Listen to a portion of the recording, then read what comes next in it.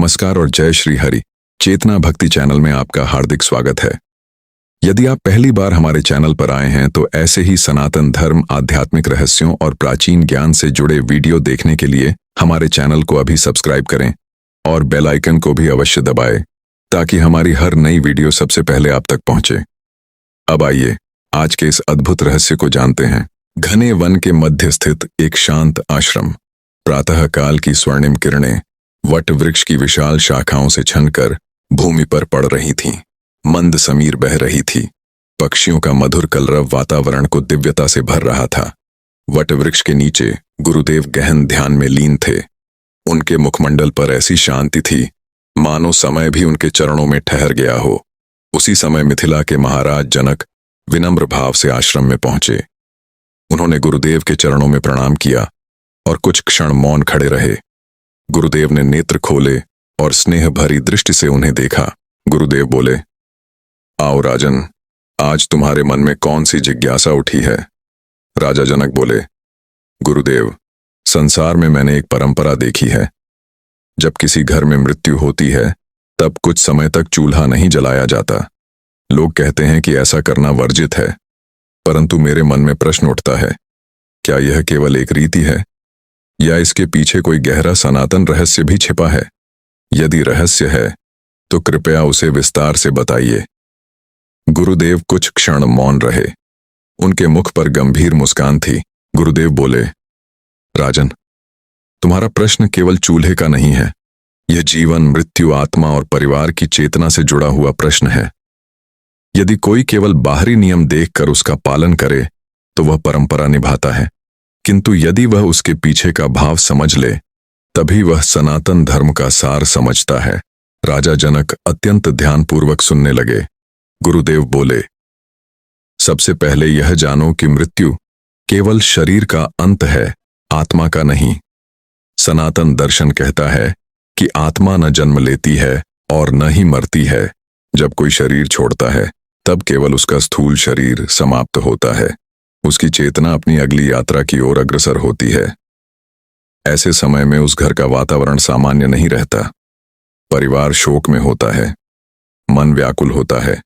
इसलिए प्राचीन ऋषियों ने कुछ समय तक सांसारिक गतिविधियों को सीमित रखने का निर्देश दिया ताकि परिवार शांत होकर दिवंगत आत्मा के प्रति श्रद्धा, प्रार्थना और स्मरण कर सके। राजा जनक ने पुनः प्रश्न किया। राजा जनक बोले, गुरुदेव, यदि केवल शोक का विषय है तो विशेष रूप से चूल्हा ही क्यों? कोई और कार्य क्यों नहीं? गुरुदेव मंद मंद मुस्कुराए।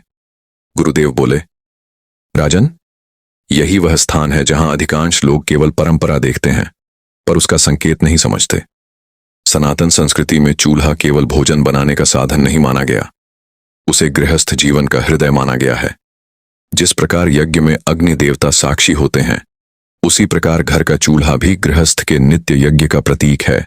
जब परिवार का कोई सदस्य शरीर छोड़ देता है तब कुछ समय के लिए यह माना जाता है कि घर का सामान्य जीवन रुक गया है। इसलिए चूल्हे की अग्नि को भी विराम दिया जाता है। यह विराम केवल अग्नि का नहीं बल्कि मन की चंचलता का भी प्रतीक है। राजा जनक की आंखों में आश्चर्य था। राजा जनक बोले, तो क्या इसका अर्थ यह है कि चूल्हा न जलाने का उद्देश्य आत्मा को भय या दंड देना नहीं बल्कि जीवित लोगों को जीवन की नश्वरता का स्मरण कराना है? गुरुदेव प्रसन्न होकर बोले। गुरुदेव बोले, राजन, तुम सत्य के बहुत निकट पहुंच गए हो। सनातन धर्म भय नहीं सिखाता, वह जागृति सिखाता है। प्रत्येक परंपरा के पीछे कोई न कोई गहरा संकेत होता है। यदि मनुष्य संकेत को समझ ले तो उसका जीवन बदल सकता है। इतना कहकर गुरुदेव कुछ क्षण मौन हो गए। आश्रम में बहती मंद हवा मानो इस ज्ञान को और भी गंभीर बना रही थी। राजा जनक ने विनम्रता से कहा। राजा जनक बोले, गुरुदेव, यदि इस परंपरा के पीछे और भी गहरे रहस्य हैं तो कृपया उन्हें भी बताइए। क्या आर्षियों ने इसके पीछे आध्यात्मिक कारण भी बताए हैं? गुरुदेव ने गंभीर दृष्टि से राजा जनक की ओर देखा और बोले, राजन, अब मैं तुम्हें वह रहस्य बताऊंगा जिसे जानकर तुम्हारी मृत्यु और जीवन दोनों के प्रति दृष्टि बदल जाएगी। राजा जनक और गुरुदेव का संवाद। वटवृक्ष के नीचे गहन शांति छाई हुई थी। मंद पवन बह रही थी। आश्रम के शिष्य भी मौन होकर गुरुदेव और राजा जनक का संवाद सुन रहे थे। राजा जनक बोले, गुरुदेव, आपने कहा कि चूल्हा केवल भोजन बनाने का साधन नहीं बल्कि गृहस्थ जीवन के यज्ञ का प्रतीक है। अब कृपा करके यह भी बताइए कि मृत्यु के बाद उसकी अग्नि को विराम देने का आध्यात्मिक रहस्य क्या है। गुरुदेव ने गंभीर स्वर में उत्तर दिया। गुरुदेव बोले, राजन, सनातन धर्म में अग्नि को देवता कहा गया है। अग्नि केवल लकड़ी को नहीं जलाती, वह मनुष्य के भावों की भी साक्षी होती है। विवाह हो, यज्ञ हो या हवन, हर शुभ कार्य में अग्नि इसलिए उपस्थित रहती है क्योंकि वह पवित्रता और समर्पण का प्रतीक है। जब किसी घर में मृत्यु होती है तब उस परिवार के जीवन का एक अध्याय समाप्त हो जाता है। ऐसे समय में ऋषियों ने कहा कि पहले उस आत्मा के लिए प्रार्थना करो, उसके प्रति कृतज्ञता व्यक्त करो, फिर धीरे धीरे सामान्य जीवन की ओर लौटो। राजा जनक ने पूछा। राजा जनक बोले, गुरुदेव, क्या यदि कोई अज्ञानवश उसी दिन चूल्हा जला दे तो क्या कोई अनर्थ हो जाता है? गुरुदेव मुस्कुराए। गुरुदेव बोले, राजन, सनातन धर्म अंधविश्वास का धर्म नहीं है। किसी कार्य का फल उसके पीछे के भाव पर निर्भर करता है। यदि कोई अज्ञान के कारण ऐसा कर दे तो केवल उसी से कोई अद्भुत विपत्ति आ जाएगी, ऐसा कहना उचित नहीं। किंतु आर्षियों ने जो मर्यादा बनाई उसका उद्देश्य परिवार को शोक, संयम और आत्मचिंतन का समय देना था। जब मन अत्यंत दुख में हो तब उत्सव, स्वाद और भोग की भावना को कुछ समय के लिए रोक देना ही उचित माना गया। चूल्हे का विराम उसी संयम का प्रतीक है। राजा जनक कुछ क्षण विचार में डूब गए। फिर उन्होंने पूछा।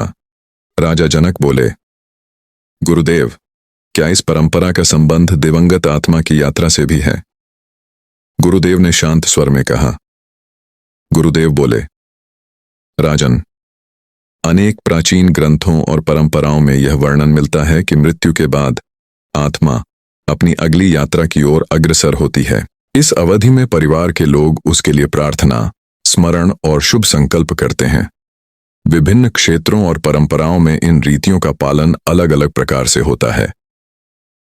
इसलिए चूल्हा न जलाने की परंपरा को भी कई स्थानों पर इसी भाव से देखा गया कि परिवार कुछ समय तक सांसारिक व्यस्तताओं से हटकर दिवंगत के प्रति श्रद्धा प्रकट करे। राजा जनक ने पुनः प्रश्न किया। राजा जनक बोले, तो क्या इस नियम का वास्तविक उद्देश्य भय नहीं बल्कि संवेदना और आत्मस्मरण है? गुरुदेव के मुख पर संतोष झलक उठा। गुरुदेव बोले, हां राजन, जो धर्म भय पैदा करे वह अधूरा है। जो धर्म मनुष्य को करुणा, विवेक और आत्मबोध की ओर ले जाए वही सनातन धर्म का सार है। मृत्यु हमें यह स्मरण कराती है कि शरीर नश्वर है, समय सीमित है और प्रत्येक क्षण का सदुपयोग करना चाहिए। इसलिए ऋषियों ने मृत्यु के बाद कुछ समय तक परिवार को बाहरी गतिविधियों से विराम देकर भीतर की ओर देखने का अवसर दिया। राजा जनक ने हाथ जोड़कर कहा। राजा जनक बोले, गुरुदेव, आज मेरे मन का एक बड़ा भ्रम दूर हो गया।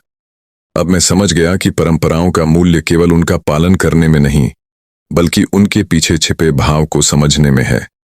गुरुदेव ने आशीर्वाद देते हुए कहा। गुरुदेव बोले, राजन, अभी तो यह आरंभ है। अगले संवाद में मैं तुम्हें बताऊंगा कि मृत्यु के बाद पहले 13 दिनों का आध्यात्मिक महत्व क्या माना गया है और क्यों ऋषियों ने इस अवधि को विशेष बताया। यही ज्ञान मनुष्य को जीवन का वास्तविक मूल्य समझाता है। इतना कहकर गुरुदेव पुनः ध्यान में लीन हो गए और राजा जनक गहरे चिंतन में डूबे हुए उस दिव्य मौन को निहारते रहे। राजा जनक और गुरुदेव का संवाद। प्रातःकाल बीत चुका था। सूर्य आकाश में ऊपर उठाया था। आश्रम के चारों ओर एक अद्भुत शांति फैली हुई थी। राजा जनक अभी भी गुरुदेव के चरणों के समीप बैठे थे। उनके मन में अनेक प्रश्न उठ रहे थे। राजा जनक बोले, गुरुदेव, आपने कहा था कि मृत्यु के बाद पहले 13 दिनों का विशेष महत्व माना गया है। कृपया बताइए, ऋषियों ने इस अवधि को इतना महत्वपूर्ण क्यों माना? गुरुदेव ने अपनी करुणामयी दृष्टि राजा जनक पर डाली और बोले। गुरुदेव बोले, राजन, पहले यह समझो कि अलग अलग क्षेत्रों, परिवारों और परंपराओं में मृत्यु के बाद की विधियां भिन्न हो सकती हैं, परंतु एक बात सभी में समान है। दिवंगत के प्रति श्रद्धा, प्रार्थना और परिवार को शोक से उबरने का समय देना। 13 दिनों का उल्लेख अनेक परंपराओं में मिलता है। इस अवधि का उद्देश्य केवल कर्मकांड नहीं बल्कि परिवार को मानसिक, सामाजिक और आध्यात्मिक रूप से संभालना भी है। राजा जनक ध्यानपूर्वक सुनते रहे। राजा जनक बोले, गुरुदेव, क्या इन दिनों में परिवार द्वारा की जाने वाली प्रार्थनाएं वास्तव में कोई महत्व रखती हैं? गुरुदेव बोले, राजन, जब मन श्रद्धा, करुणा और शुभ संकल्प से भर जाता है, तब वही प्रार्थना बन जाती है। प्रार्थना का पहला प्रभाव प्रार्थना करने वाले के मन पर पड़ता है। वह दुख में धैर्य देता है, बिछड़ने की पीड़ा को सहने की शक्ति देता है और जीवन की नश्वरता का बोध कराता है। यही कारण है कि मृत्यु के बाद कुछ समय तक परिवार को शांत वातावरण में रहने, ईश्वर का स्मरण करने और दिवंगत के प्रति सम्मान प्रकट करने की प्रेरणा दी गई। राजा जनक ने अगला प्रश्न किया। राजा जनक बोले, गुरुदेव, लोग कहते हैं कि इन दिनों घर में हंसी खुशी, उत्सव या भोग विलास से बचना चाहिए। इसका क्या कारण है? गुरुदेव ने उत्तर दिया। गुरुदेव बोले, राजन, जब परिवार किसी अपने को खो देता है, तब उसका हृदय स्वाभाविक रूप से शोक में होता है। ऐसे समय में उत्सव मनाना या विलास में डूब जाना मन की अवस्था के अनुरूप नहीं माना गया। इसलिए ऋषियों ने संयम, सादगी और आत्मचिंतन का मार्ग बताया। यह किसी दंड का नियम नहीं, बल्कि मनुष्य की भावनाओं का सम्मान है। राजा जनक ने विनम्र होकर पूछा। राजा जनक बोले, तो क्या मृत्यु का सबसे बड़ा संदेश यही है कि मनुष्य अपने जीवन को व्यर्थ न गंवाए? गुरुदेव के मुख पर हल्की मुस्कान आई। गुरुदेव बोले, हाँ राजन, मृत्यु प्रतिदिन मनुष्य को यह स्मरण कराती है कि धन, पद और अहंकार यहीं रह जाते हैं। साथ जाता है तो केवल कर्म, सदाचार और दूसरों के प्रति किया गया प्रेम। जो व्यक्ति इस सत्य को जीवित रहते समझ लेता है, उसके लिए मृत्यु भय नहीं रहती, बल्कि जीवन को सार्थक बनाने की प्रेरणा बन जाती है। राजा जनक की आंखें नम हो गईं। राजा जनक बोले, गुरुदेव, आज मुझे अनुभव हो रहा है कि मृत्यु का ज्ञान जीवन से भागना नहीं सिखाता, बल्कि हर क्षण को अधिक जागरूक होकर जीना सिखाता है। गुरुदेव ने आशीर्वाद देते हुए कहा। गुरुदेव बोले, राजन, तुम सत्य के निकट पहुंच रहे हो, किंतु अभी एक और गहरा रहस्य शेष है। अगले संवाद में मैं तुम्हें बताऊंगा कि क्यों हमारे ऋषियों ने कहा, मृत्यु के बाद सबसे बड़ी श्रद्धांजलि आंसू नहीं, बल्कि दिवंगत के श्रेष्ठ गुणों को अपने जीवन में उतारना है। वही सच्चा धर्म है, वही सच्ची श्रद्धा है। इतना कहकर गुरुदेव पुनः ध्यान में लीन हो गए। आश्रम में गूंजती हुई शांति मानो स्वयं जीवन और मृत्यु के सनातन रहस्य का उद्घोष कर रही थी। राजा जनक और गुरुदेव का संवाद। संध्या का समय था। अस्त होता सूर्य आकाश को सुनहरे और लाल रंगों से भर रहा था। आश्रम में दीपक प्रज्वलित किए जा चुके थे। वातावरण में वैदिक मंत्रों की मधुर ध्वनि गूंज रही थी। राजा जनक पुनः गुरुदेव के समीप बैठे और विनम्र भाव से बोले, राजा जनक बोले, गुरुदेव, मनुष्य अपने प्रियजन के जाने के बाद बहुत रोता है। क्या यही सबसे बड़ी श्रद्धांजलि है, या इससे भी बड़ा कोई धर्म है? गुरुदेव ने शांत स्वर में उत्तर दिया। गुरुदेव बोले, राजन, आंसू प्रेम का स्वाभाविक रूप है।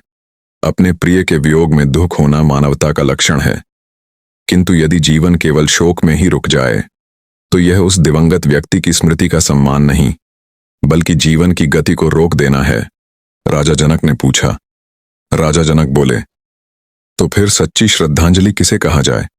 गुरुदेव बोले, सच्ची श्रद्धांजलि यह है कि हम उस व्यक्ति के श्रेष्ठ गुणों को अपने जीवन में उतारें। यदि वह सत्यवादी था तो सत्य को अपनाओ, यदि वह दयालु था तो दया का मार्ग अपनाओ, यदि वह सेवा करता था तो सेवा को अपना धर्म बनाओ। यही सबसे बड़ा सम्मान है। कुछ क्षण मौन छा गया। फिर गुरुदेव आगे बोले। गुरुदेव बोले, राजन, मृत्यु हमें यह सिखाती है कि शरीर एक दिन समाप्त हो जाता है, परंतु अच्छे कर्मों की सुगंध पीढ़ियों तक जीवित रहती है। इसलिए मनुष्य को ऐसा जीवन जीना चाहिए कि उसके जाने के बाद लोग केवल उसका नाम नहीं, उसके गुण भी याद रखें। राजा जनक गहरे चिंतन में डूब गए। राजा जनक बोले, गुरुदेव, अब मैं समझ रहा हूं कि मृत्यु का स्मरण भय उत्पन्न करने के लिए नहीं, बल्कि जीवन को श्रेष्ठ बनाने के लिए है। गुरुदेव ने मुस्कुराकर कहा। गुरुदेव बोले, बिल्कुल राजन, यही सनातन ज्ञान का सार है। मृत्यु अंत नहीं, बल्कि यह स्मरण है कि समय सीमित है। इसलिए प्रत्येक दिन सत्य, करुणा, सेवा और ईश्वर स्मरण में बिताना ही मनुष्य का सबसे बड़ा कर्तव्य है। राजा जनक ने दोनों हाथ जोड़कर कहा। राजा जनक बोले, गुरुदेव, आज मेरे सभी संदेह दूर हो गए। अब मैं समझ गया कि मृत्यु के बाद चूल्हा न जलाने जैसी परंपराओं का मूल उद्देश्य भय फैलाना नहीं, बल्कि शोक, संयम, श्रद्धा और आत्मचिंतन का अवसर देना है। गुरुदेव ने आशीर्वाद देते हुए कहा। गुरुदेव बोले, राजन, जिसने मृत्यु का अर्थ समझ लिया, उसने जीवन का मूल्य समझ लिया, और जिसने जीवन का मूल्य समझ लिया, उसके लिए हर श्वास एक यज्ञ बन जाती है। इतना कहकर दोनों कुछ देर मौन रहे। डूबते सूर्य की अंतिम किरणें आश्रम पर पड़ रही थीं, मानो प्रकृति स्वयं इस दिव्य संवाद की साक्षी बनकर जीवन और मृत्यु के सनातन रहस्य का संदेश दे रही हो। रात्रि का प्रथम प्रहर आरंभ हो चुका था। आकाश असंख्य तारों से जगमगा रहा था। आश्रम के प्रांगण में एक छोटा सा तिल के तेल का दीपक शांत लौ के साथ जल रहा था। उसकी मृदु ज्योति पूरे वातावरण को दिव्य बना रही थी। राजा जनक की दृष्टि उस दीपक पर पड़ी और उनके मन में एक नया प्रश्न जाग उठा। राजा जनक बोले, गुरुदेव, मैंने देखा है कि जब किसी घर में मृत्यु होती है, तब कई परिवार कुछ समय तक एक दीपक जलाकर रखते हैं। कृपया बताइए, इस परंपरा के पीछे क्या रहस्य है? गुरुदेव ने दीपक की ओर देखते हुए उत्तर दिया। गुरुदेव बोले, राजन, दीपक केवल प्रकाश देने का साधन नहीं है। सनातन परंपरा में यह ज्ञान, आशा और ईश्वर स्मरण का प्रतीक माना गया है। मृत्यु के समय दीपक जलाने की परंपरा विभिन्न क्षेत्रों और परिवारों में अलग अलग रूपों में मिलती है। इसका मूल भाव यह है कि शोक के अंधकार में भी मनुष्य अपने भीतर के प्रकाश को जीवित रखे। राजा जनक ध्यान से सुनते रहे। राजा जनक बोले, गुरुदेव, क्या यह दीपक दिवंगत आत्मा के लिए जलाया जाता है? गुरुदेव कुछ क्षण मौन रहे, फिर बोले। गुरुदेव बोले, राजन, इस विषय में अलग अलग परंपराओं में अलग अलग मान्यताएं हैं, परंतु एक बात निश्चित है, दीपक हमें यह स्मरण कराता है कि शरीर नश्वर है, किंतु सत्य, ज्ञान और सद्कर्म का प्रकाश बना रहना चाहिए।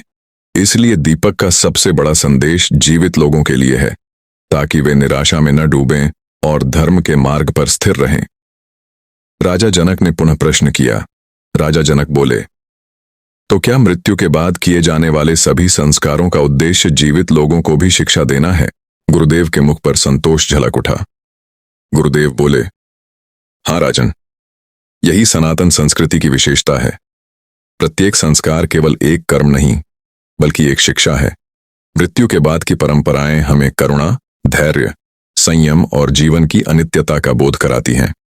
जो मनुष्य इन संकेतों को समझ लेता है, उसका जीवन बदल जाता है। वह समय का सम्मान करता है, संबंधों को प्रेम से निभाता है और हर दिन को ईश्वर का प्रसाद मानकर जीता है। राजा जनक की आंखों में श्रद्धा भर आई। राजा जनक बोले, गुरुदेव, आज मुझे प्रतीत हो रहा है कि मृत्यु का ज्ञान वास्तव में जीवन को प्रकाशित करने वाला ज्ञान है। गुरुदेव ने आशीर्वाद देते हुए कहा। गुरुदेव बोले, राजन, यही सत्य है। मृत्यु का स्मरण भय के लिए नहीं, जागरण के लिए है। जिस दिन मनुष्य यह समझ लेगा कि हर श्वास अनमोल है, उसी दिन उसका जीवन धर्ममय हो जाएगा।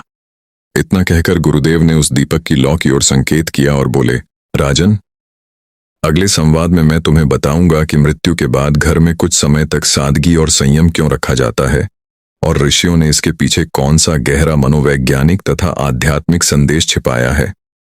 राजा जनक ने श्रद्धा से गुरुदेव के चरण स्पर्श किए।